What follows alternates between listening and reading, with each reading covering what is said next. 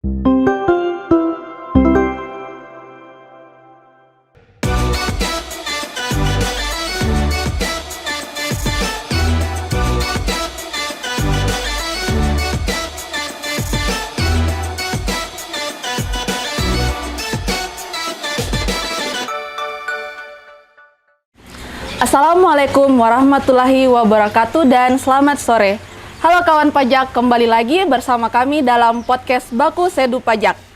Hari ini saya Yuli yang akan memandu podcast pada hari ini, dan saat ini saya sudah ditemani oleh narasumber yang ahli di bidangnya. Yang pertama ada Kak Bakri. Halo Kak Bakri, bagaimana? Halo. Ya, bagaimana kabarnya Kak Bakri hari ini? Baik dong, dan semangat. Oke, luar biasa ya Kak. Nah, dan selanjutnya ada narasumber kita yang berikutnya, ada Kak Hence. Halo Kak Hence. Halo, Yuli. Mungkin boleh sapa kawan pajaknya dulu Kak? Luar biasa. Luar biasa, oke. Nah, kawan pajak sebelumnya kami sudah pernah membahas tentang faktur pajak di live Instagram di pertemuan sebelum-sebelumnya. Nah, dalam podcast kali ini kami akan membahas terkait dengan faktur pajak ya Kak? Ya, Betul. Nah, untuk kawan pajak yang sudah dikukuhkan sebagai pengusaha kena pajak, kalau sebelumnya itu kewajibannya cuma melaporkan SPT tahunan, saat sudah dikukuhkan, kawan pajak punya kewajiban untuk melaporkan SPT masa PPN. Nah, dalam pelaporan SPT masa PPN itu dibutuhkan faktur pajak ya Kak? Betul. Oke, mungkin boleh dijelaskan sedikit Kak terkait dengan faktur pajak. Oke, Kak Yuli, makasih. Kawan pajak semua, tadi disampaikan Kak Yuli terkait dengan faktur pajak. Nah, ayo kita kenalan dulu sama faktur pajak. Ya. Supaya lebih dekat dengan faktur pajak. Nah, faktur pajak itu adalah bukti pemungutan PPN yang dibuat oleh pengusaha kena pajak pada saat melakukan kegiatan penyerahan barang kena pajak. Jadi pada saat pengusaha kena pajak melakukan transaksi baik antara sesama pengusaha kena pajak maupun dengan pemerintah, ya Kak ya, maka pengusaha kena pajak tersebut membuat faktur pajak. Nah, itu fungsinya sebagai bukti karena akan ada nanti di situ perincian dan ada perhitungan pajak.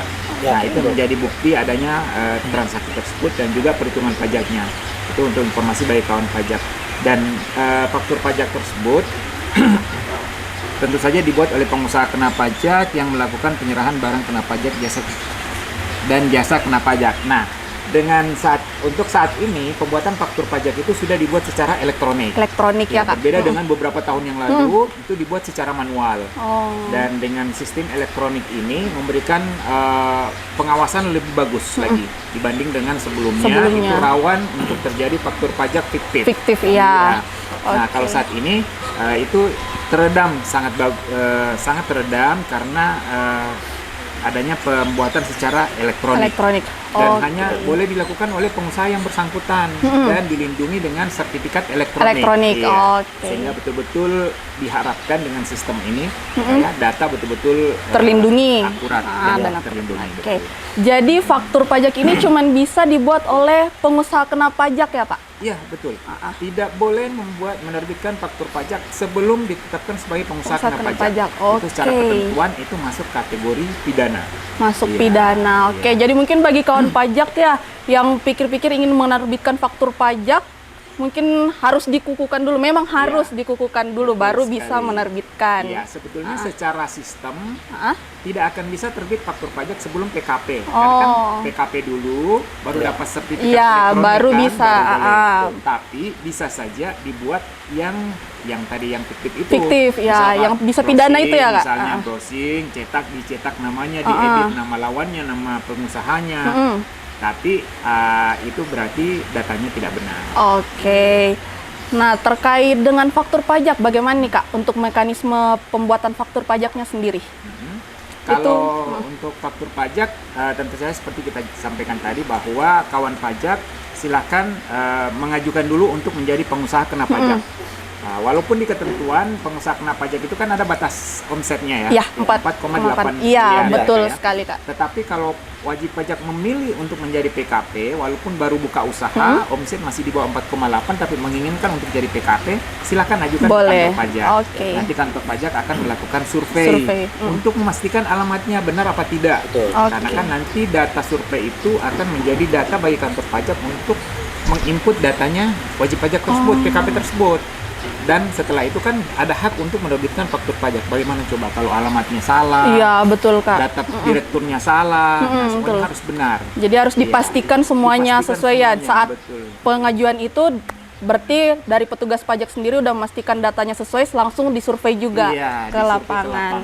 Jadi setelah disurvei ada keputusan dari DJP, maka wajib pajak silakan datang ke kantor Iya. untuk menerbitkan penerbitan sertifikat Sertifikat elektronik. Nah, Oke. kuncinya di sini nih sertifikat elektronik, karena dari sertifikat elektronik inilah yang menjadi otorisasi Kak Betul. untuk terbitnya faktur Faktur pajak. pajak. Nah, berarti Oke. alurnya terbit faktur pajak itu dari pengusaha dari PKP punya sertifikat elektronik Baru bisa membuat faktur. Iya, menggunakan sistem yang diterbitkan oleh Direktur Jenderal Pajak. Jangan cari sistem di luar. Oke. Untuk mekanismenya, maksudnya untuk tahapan sampai terbit fakturnya itu mungkin boleh dijelaskan secara singkat aja, Kak. Cara sampai dia terbit fakturnya, mungkin aplikasinya atau apa seperti itu. Ya. Terima kasih Kak Yuli. Seperti tadi disampaikan oleh Kak Bakri bahwa sekarang pembuatan faktur itu sudah secara online. Online, iya.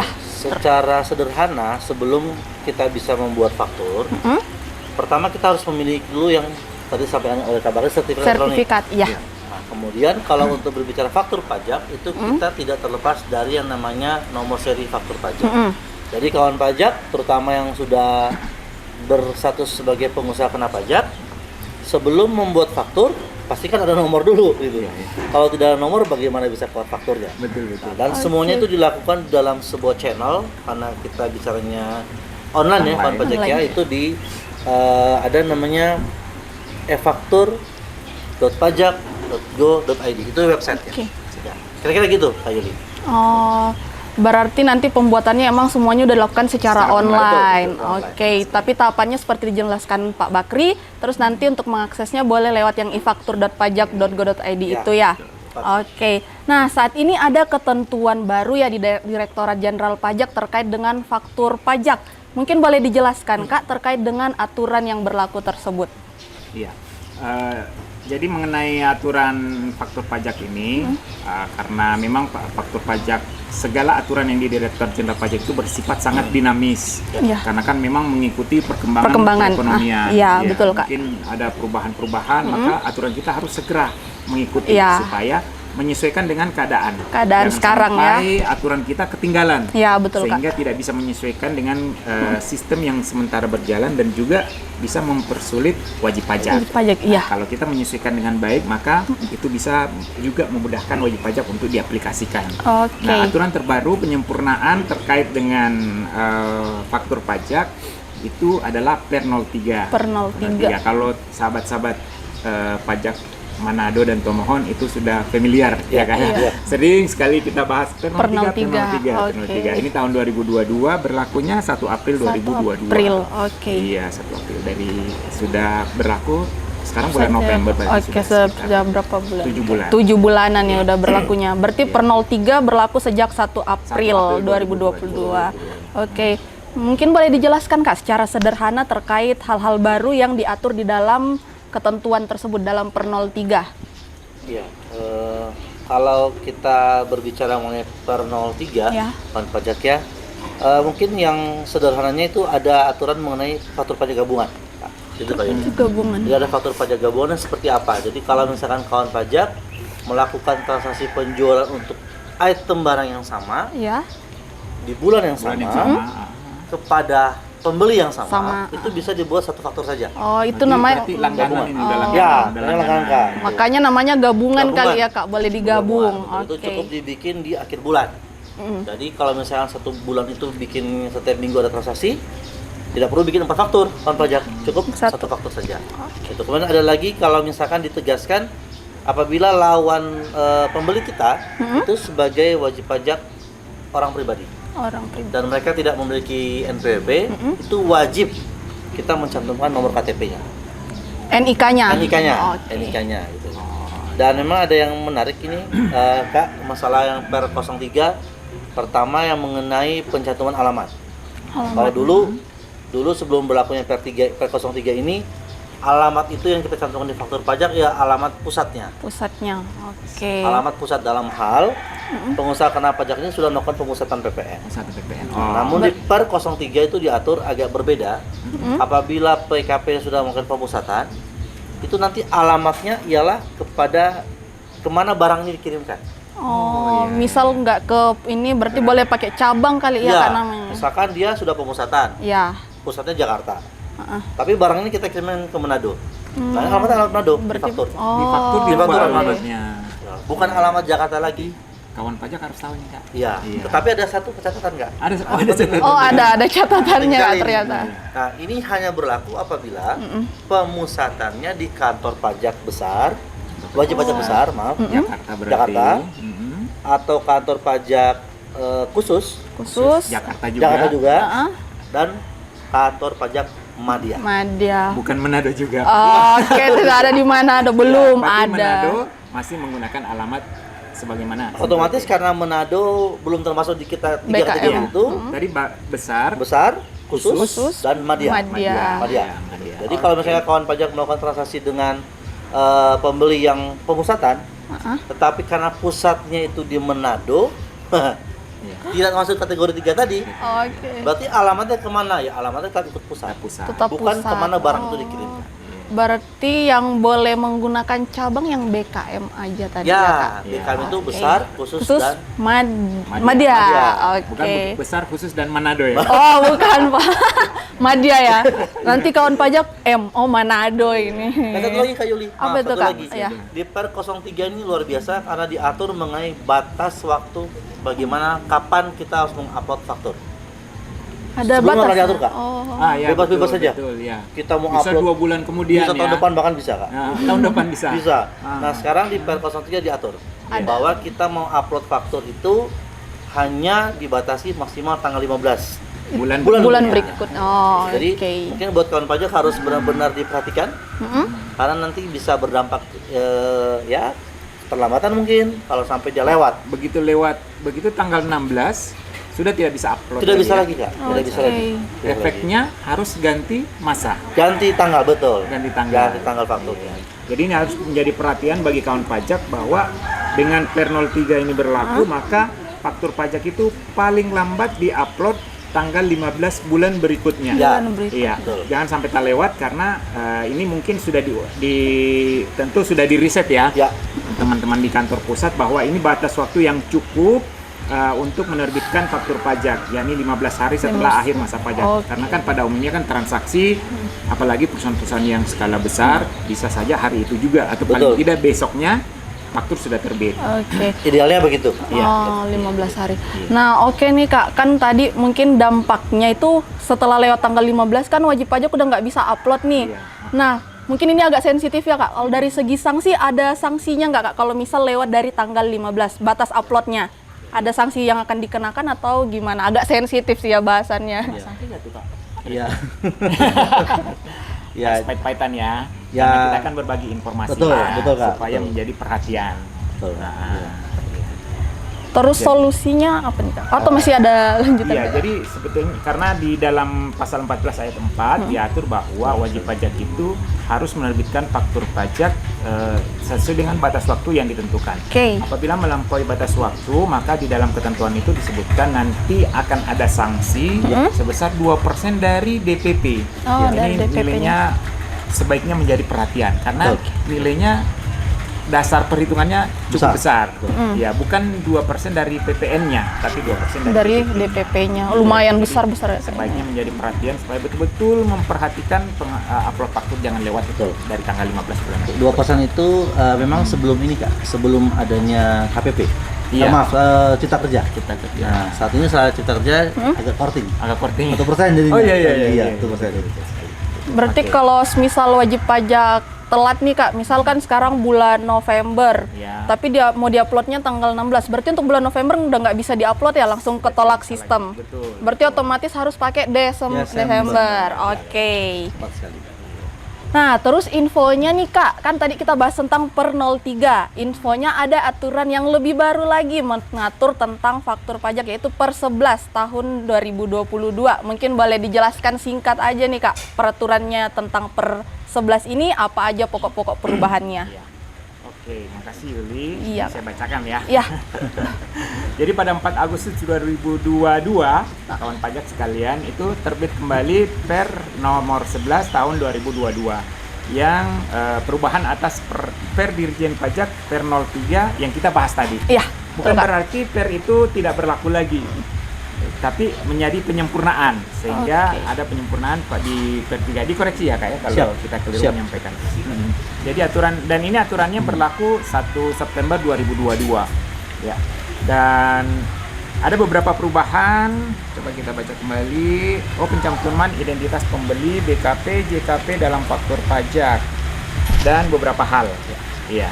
Jadi memang membahas faktur pajak ini sebetulnya butuh waktu yang cukup lama. Ini tidak terasa sebetulnya kita sudah 15 menit ya kan. Satu semester kali ya Kak ini, satu Ya, semester. tapi tidak, kita mencoba mengemas sesingkat mungkin, sepadat mungkin untuk disampaikan ke kawan-kawan pajak yang ada khususnya di daerah Manado dan Tomohon. Oke.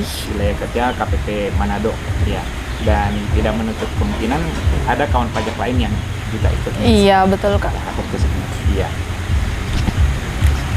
Tadi itu pokok-pokok perubahannya mungkin boleh secara poin-poinnya aja Kak, apa yang berubah dari per 03 ke per 11. Mungkin yang bisa di-highlight dari perubahannya itu apa? Ya, tadi disampaikan oleh Kak Bakri bahwa ini perubahan memang berubah Kak, tapi Berubah, ya. tidak menggantikan. Iya, benar. Jadi hanya beberapa Poin saja. yang disempurnakan oleh peraturan Dirjen Pajak nomor 11 ini. Mungkin yang ingin kami sampaikan ke kawan pajak yang Iya. utama, yaitu pertama tadi kalau sudah kami sampaikan mengenai pencantuman alamat. Alamat, ya. Mungkin biar gampangnya bagi kawan pajak ada beberapa poin yang harus kita sampaikan. Pertama, apabila pembeli kawan pajak itu sudah dipusatkan PPN-nya, itu poin pertama. Nah, kedua ialah mereka dipusatkannya di kantor pajak besar, khusus, dan madya. Oke, apabila sudah memenuhi dua unsur ini, kita akan masuk ke poin ketiga. Pada saat kita menyerahkan barangnya kepada alamat, katakan alamat cabangnya, kalau di Per 03 itu kita menggunakan alamat cabang. Alamat cabang. Per 03, Per 03 kita menggunakan alamat cabang. Per 11, Kalau di Per 11 agak dipersempit. per 9. Persempitnya apa? Belum tentu kita menggunakan alamat cabang sekalipun dua unsur tadi terpenuhi Kak. Kenapa? Di Per 11 itu diatur bahwa transaksi ini harus berada di dalam kawasan tertentu. Kawasan tertentu. Apa itu kawasan tertentu Kak? Kalau Pastikan mungkin kita pajak bicara bertanya. seperti contohnya kawasan ekonomi khusus, Oh, kawasan Berikat gitu. ya. Jadi kalau meskipun lawan kita sudah dipusatkan di kantor pajak yang tadi besar, Besar Madya. khusus dan madya itu, tapi kalau kita penyerahannya Iya. bukan ke kawasan itu, Iya. ya tetap alamatnya kita cantumkan alamat alamat pusatnya. Oke. Pusatnya. Berarti lebih mengatur ke ininya aja, letak penyerahan Ya, ininya. kemana barang ini kita kirim. Kita kirimkan. Itu Oh. utamanya. Nah, agak beda dengan Per 03, Iya. tidak diatur kawasan ini. Oh, Kalau di Per 03 namanya dia terdaftar pemusatannya di besar khusus madya, kita kirim barang kemanapun, tujuan. alamat di fakturnya, alamat tujuan barang itu Ya. dikirimkan. Ya, sederhananya begitu mungkin Kak Yuli mengenai sedikit perubahan di Per 11. Sedikit perubahannya. Ini kayaknya perbincangannya seru ya Kak, sampai-sampai ini kita lupa waktu kayaknya. Kayaknya ini dan Kak Bakri ini luar biasa ya sharing. Yang luar biasa ininya. kayak Enggak luar biasa. Kebagian efeknya. Dua-duanya luar biasa narasumber hari ini. Lebih luar biasa. Kelihatan.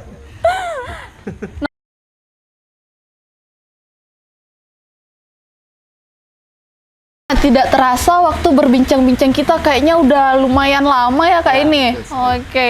Nah, terkait dengan bahasan kita tadi, mungkin bagi kawan pajak yang ingin mendapatkan informasi lebih lanjut, kira-kira bisa menghubungi kemana Kak? Oke. Baik, kawan pajak sekalian, bagi kawan pajak yang masih ingin Meminta informasi. Membutuhkan informasi lebih jelas lagi, itu boleh menelpon ke 1-500-200. Itu layanan informasi DJP yang ada di Jakarta. Via telepon. Okay. Itu melayani tentu saja seluruh Indonesia. Okay. Tetapi khusus bagi wajib pajak, kawan pajak yang ada di Manado, Tomohon dan sekitarnya yang ingin berkonsultasi terkait dengan faktur pajak atau hal lain yang terkait dengan perpajakan, silakan datang ke kantor pajak di Jalan 17 Agustus, masuk lewat Konjen Filipin dan Jalan Gunung Kelabat. Iya, Jalan Gunung Kelabat, Kak. Jalan Gunung Kelabat di kantor pajak Manado. Nah, di sana akan dilayani konsultasi perpajakan yang dibutuhkan oleh wajib pajak. Kemudian selain itu wajib pajak juga bisa menghubungi nomor telepon ke 0857 5731 8293. Kita ulang 0857 5731 8293. Ini adalah layanan chat via aplikasi WhatsApp bagi wajib pajak yang ingin berkonsultasi ke kantor pajak Manado. Dan ini layanannya dibatasi jam kerja dan hari kerja. Dari Senin sampai dengan Jumat jam 8 pagi sampai dengan jam 4 sore. Nggak 24 jam, Kak? Belum. Belum sampai di sana. Baik, terima kasih kawan pajak. Nah, sekarang kita berterima kasih dulu kepada narasumber hebat hari ini. Ada Kak Bakri dan Kak Hence. Terima kasih untuk berbagi pengetahuannya dengan kawan pajak kita semua ya. Baik, terima kasih kawan pajak untuk waktunya yang diluangkan untuk menonton podcast kami. Sampai jumpa dalam podcast kami selanjutnya. Sampai jumpa.